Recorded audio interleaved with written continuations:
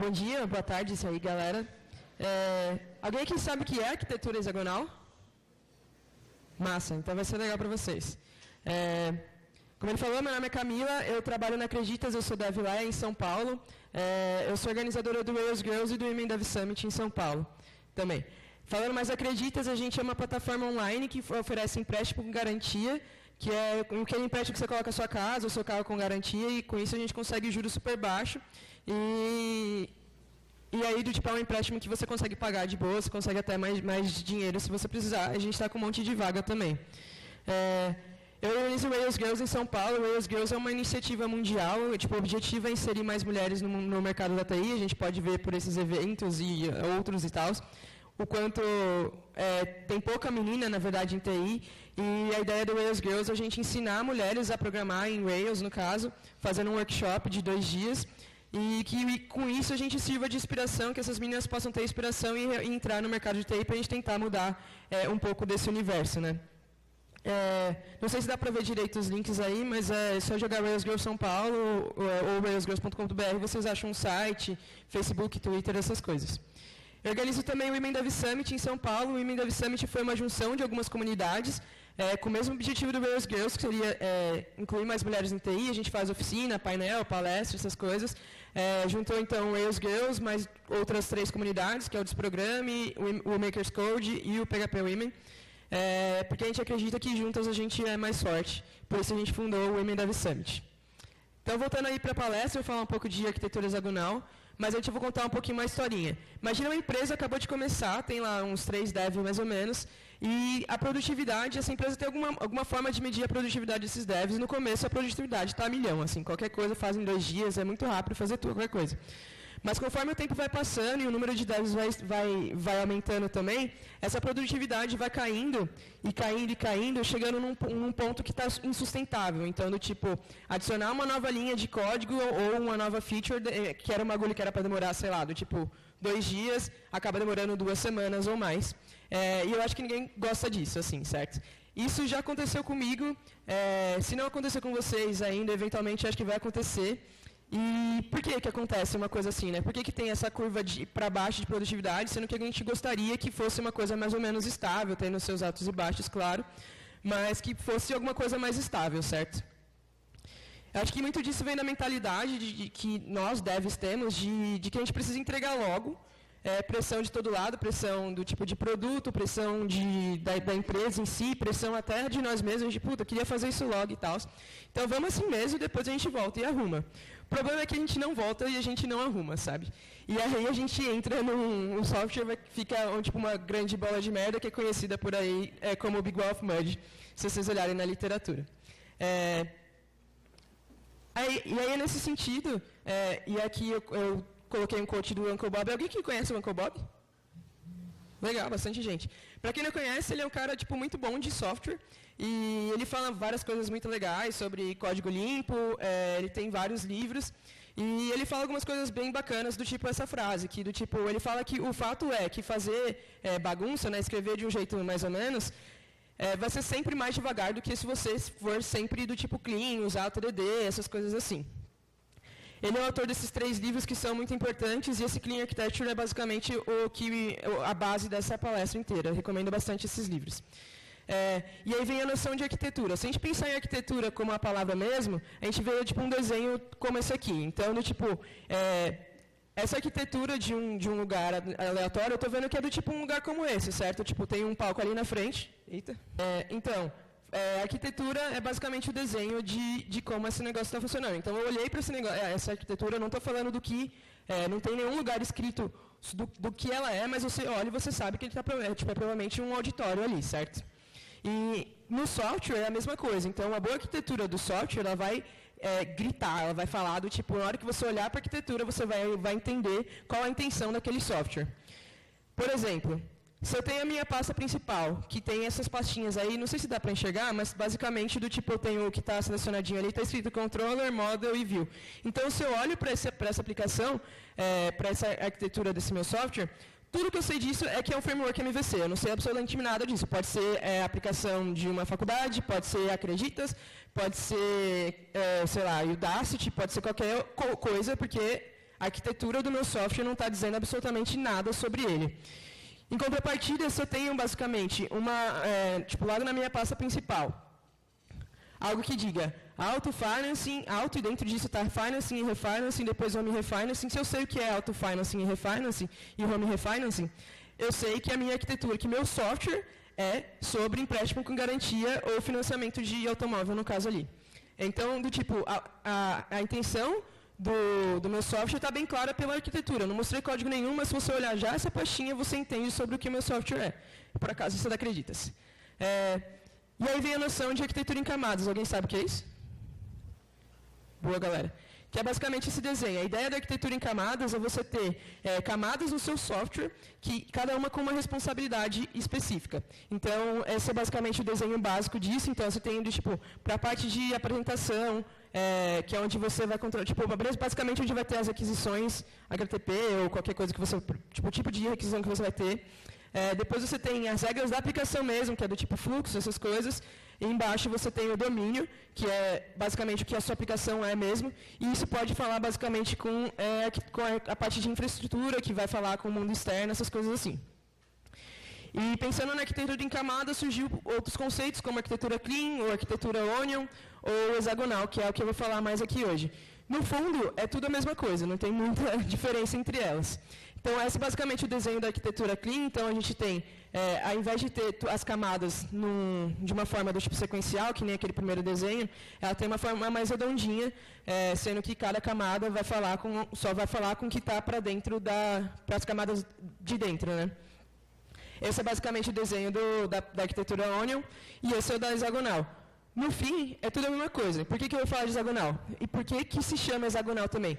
É basicamente porque eu acho hexagonal mais legal. Mas, no fundo, é tudo a mesma coisa. E a arquitetura hexagonal chama hexagonal porque o cara que criou, ele achou que, do tipo, fazendo o desenho de um hexágono ficava mais claro como ela era. Mas não tem um grande motivo. Não tem, tipo, poderia ser N hexagonal, sei lá. E ela vem de um padrão chamado ports and adapters, que é basicamente assim. Então, tipo, eu tenho portas e adaptadores entre essas portas. Então, a comunicação entre as camadas é feita através desses portas e adaptadores. Vou explicar mais isso agora. No fundo, como eu falei, é tudo a mesma coisa. Vou voltar ao desenho da arquitetura hexagonal, mas eu vou transformar ele no da Clean Architecture, perdão, e vou transformar ele no da hexagonal. Se eu transformo aquela parte de use case e entity em core application, já é tudo a mesma coisa, certo? Se eu chamo essa parte mais de fora de adapters, que é onde tinha controllers, gates, essas coisas, que é o que ele está falando ali do ladinho também. E o resto eu chamo de mundo afora, e coloco umas portinhas ali, eu tenho o mesmo desenho da hexagonal. Qual a ideia desses tipos de arquitetura? É que elas sejam, que a arquitetura do meu software seja independente de framework, seja independente de UI, independente da telinha que você está usando, seja independente de banco de dados, independente de qualquer outro tipo de agente externo e que seja facilmente testável. Por que é facilmente testável? Como eu tenho tudo separado, cada coisa está num lugar separado, está no seu próprio lugar, e essas camadas elas são independentes, então testar isso fica muito mais fácil. Então, por exemplo, se eu estou testando alguma coisa do meu domínio, não importa o que tem na minha telinha, não importa o que tem no meu banco de dados, porque eu estou testando só o domínio. Se eu estou testando alguma coisa mais externa, aí vai ficando mais complicado de testar, porque eu vou precisar passar por todas as camadas.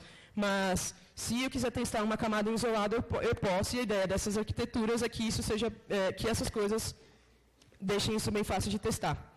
Quais são as regras do jogo, então, de todos esses tipos de arquitetura? Primeiro é que as camadas precisam ser respeitadas. O que eu quero dizer com isso? Cada camadinha tem essas três camadas, basicamente, né? Então, tem a parte do meu core application, adapters e o mundo externo. Cada coisa precisa estar no seu lugar, no lugar certo. Então, dentro do tipo da minha core application, tá o que meu sistema é e o que meu sistema faz.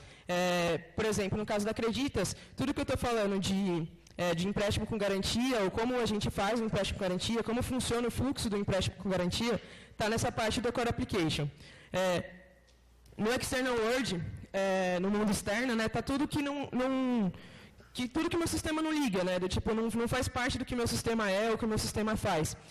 Coisas do tipo banco de dados, do tipo não importa como isso está funcionando, porque eu preciso que isso funcione, obviamente, mas não importa como isso está funcionando.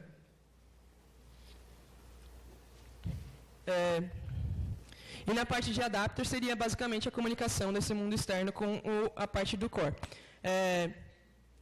O que quer dizer essa regra de que as camadas precisam estar respeitadas? Cada coisa dessas, então, o que pertence ao mundo externo tem que estar no mundo externo. Se pertence ao mundo externo, não deveria estar, por exemplo, no meu core application. Se alguma coisa que é core, se faz parte do que meu sistema é, do que meu sistema faz, não deveria estar para fora, não deveria estar no externo hoje, não deveria ser um adaptador. Então, respeitar as camadas é colocar cada coisa, entender o que o significado de cada coisa tem que estar no lugar certo. Segunda regra é que as dependências elas devem ir só de fora para dentro. Então, pegando até o desenho lá da Clean Architecture, tem basicamente essas setinhas aí. Então, o meu mundo externo, ele conhece os adapters e ele pode conhecer a minha core application. Mas a minha core application não faz ideia de quem são esses adapters e os adapters também não faz ideia de que tem no mundo externo. Com isso, a gente consegue aquele desacoplamento que eu falei antes e a parte de ser facilmente testado. Como eu falei, se eu estou testando alguma coisa que meu sistema é, do que meu sistema faz, eu não importa o que tem nesses adapters, não importa o que tem no mundo externo, porque a dependência, como vai sempre de fora para dentro, o meu mundo, o meu core application não está sabendo nada do mundo externo.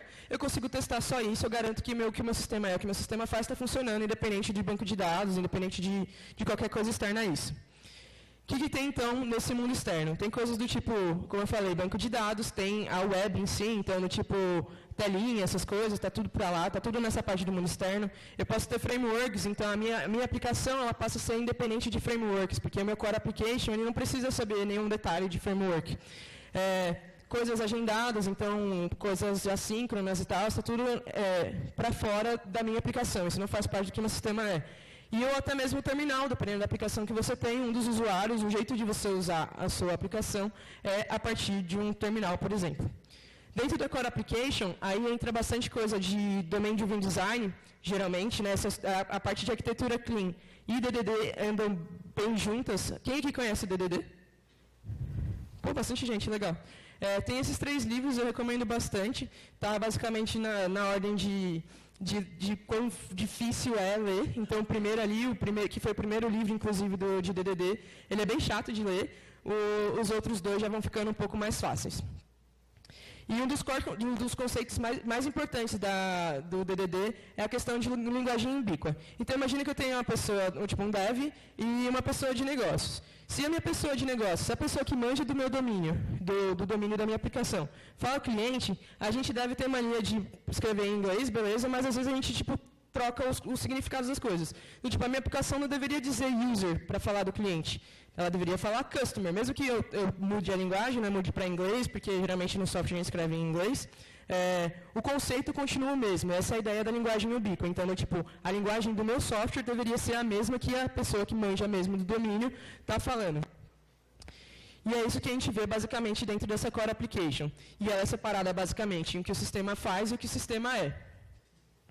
Pensando no que o sistema é, aqui na parte de Clean Architecture, os caras chamam de entidade, a gente tem coisas do tipo, que é o meu cliente, o que ele tem lá, então são dados, então imagina que eu tenho uma aplicaçãozinha de pedidos e tal.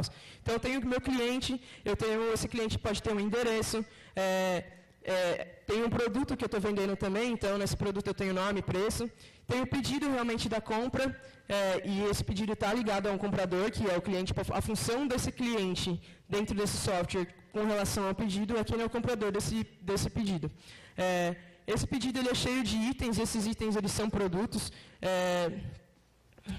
e eles estão relacionados. Né?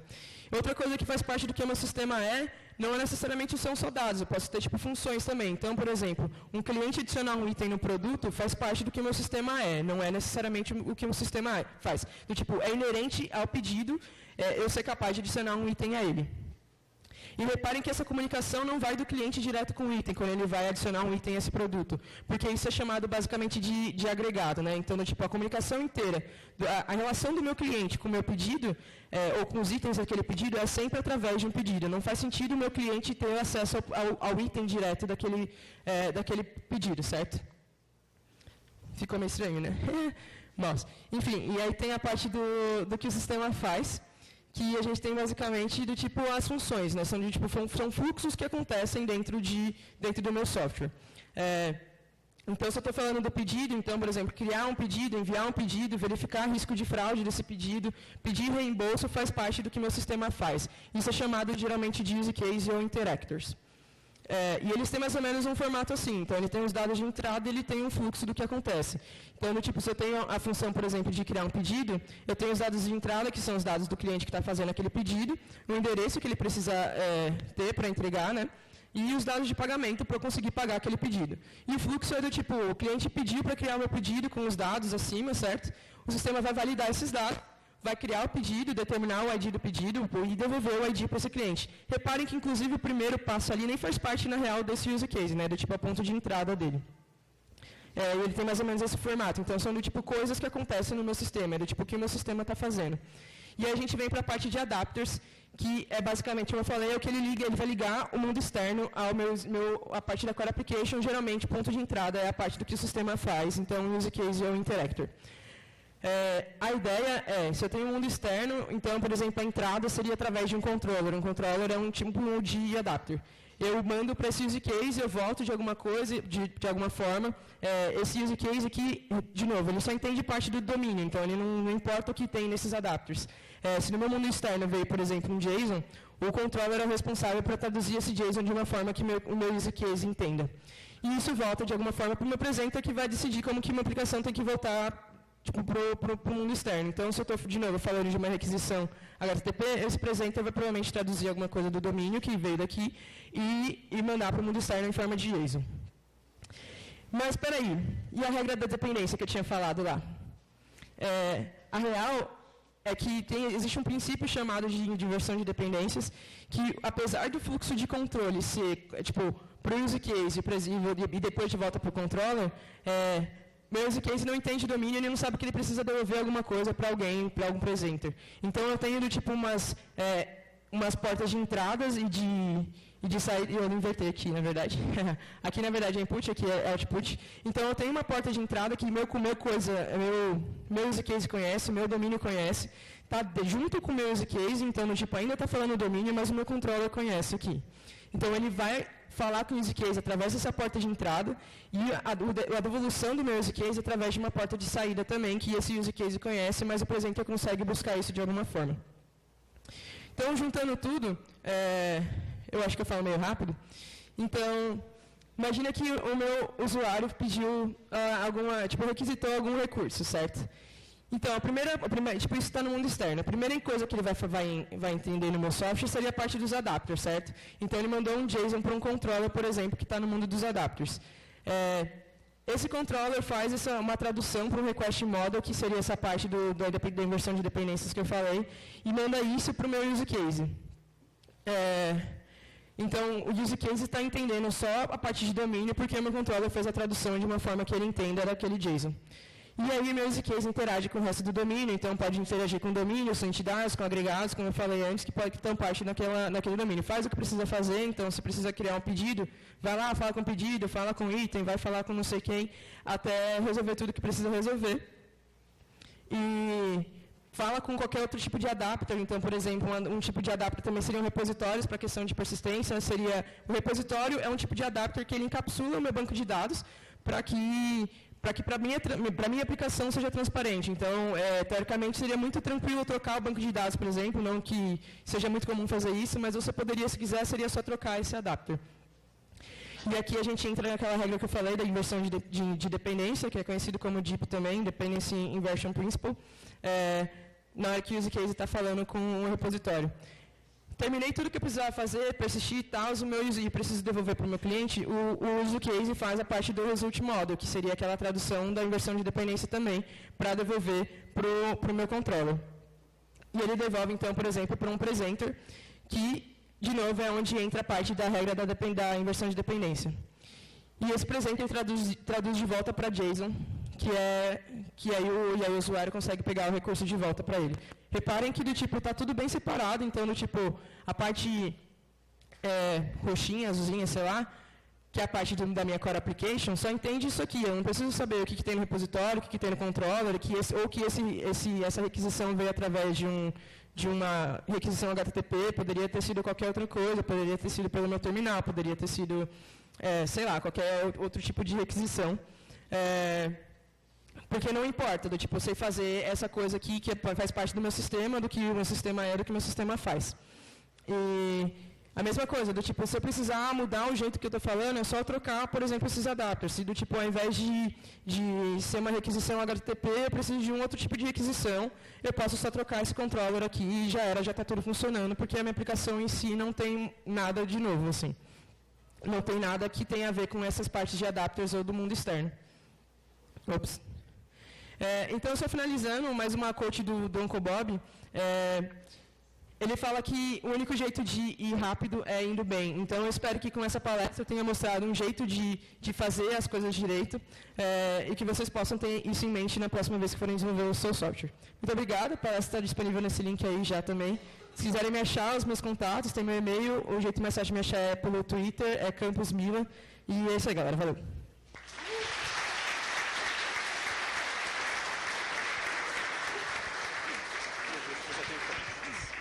Pessoal, perguntas?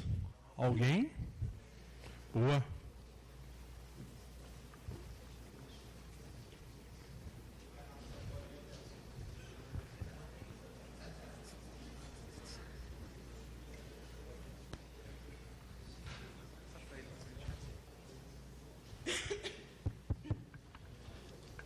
Você falou sobre a arquitetura em camadas lá, né? Tem aplicação, tem a domínio, infraestrutura e apresentação. Eu entendo que, como você falou, é muito próximo as duas, né? Eu queria entender assim, se realmente tem algo por trás que diferencie essa arquitetura hexagonal daquela primeira, ou não, foi só um novo nome e tudo continua exatamente igual. Tipo, no geral é igual. Cada uma tem as suas particularidades, mas elas são bem mínimas, são detalhezinhos mesmo. Por exemplo, a arquitetura em camadas, que é a arquitetura em camadas é um conceito maior. Todas as outras são arquiteturas em camadas também. Mas são jeitos diferentes de desenhar a mesma coisa. A original da arquitetura em camadas, então você tem, ao invés das bolinhas, cada camada tem só o que tem para dentro, a gente tem, por exemplo, todas as camadas, então presentation, application e domínio, podem acessar infra, por exemplo. No desenho das bolinhas, a infra está para fora, no externo. Então, a parte do domínio não tem acesso a isso. São alguns detalhezinhos de implementação, e aí tanto a diferença entre essas que eu falei, né, da hexagonal, a Clean e a Onion, tem até outros por aí. Tem alguns detalhezinhos diferentes, mas no geral, o geralzão de tudo, a ideia de todas elas é a mesma. Show! Mais alguém, pessoal? Pergunta? Não? Obrigado, então, mais uma vez. Agradecido. Pessoal, a gente vai fazer o almoço. Parabéns. Show! Bacana.